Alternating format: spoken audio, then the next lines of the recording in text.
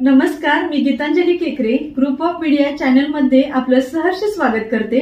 पाहूयात आजची एक महत्त्वाची बातमी। ज्योतिबाच्या नावानं चांगभलच्या जयघोषात सायंकाळी ज्योतिबा डोंगर येथे नगर प्रदक्षिणा दिंडी सोहळ्याची सांगता झाली।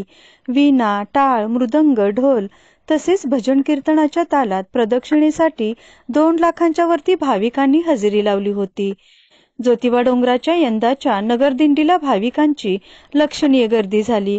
रविवारपासूनच नगर प्रदक्षिणेसाठी महाराष्ट्र, कर्नाटक राज्यातून भाविक दाखल झाले होते। सहज सेवा ट्रस्टच्या वतीने खिचडी वाटप झाली। नंदीवन, आंबावन, नागझरी, व्यागजाई तीर्थ तसेच अष्टतीर्थाचे दर्शन घेऊन दिंडी मुरगुळा येथे आली। पोलीस बंदोबस्त कोडोलीचे सपोनी कैलास कोडग यांच्या नेतृत्वाखाली तैनात होती। मुरगुळात झिम्मा फुगडीने रंगत आणली। काहींनी भजनांचे सूर व ज्योतिबाची भक्तिगीते गायली।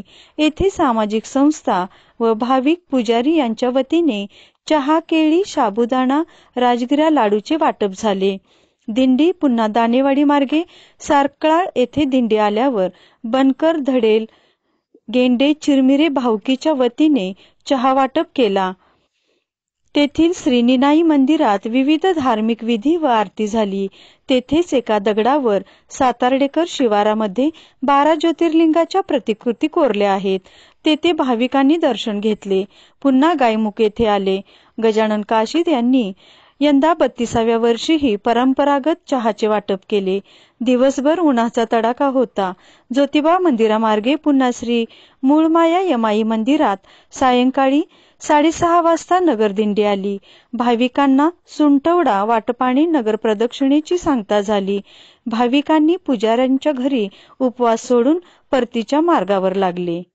ग्रुप ऑफ मीडिया चॅनलला लाईक करा, सबस्क्राईब करा आणि शेअर करा।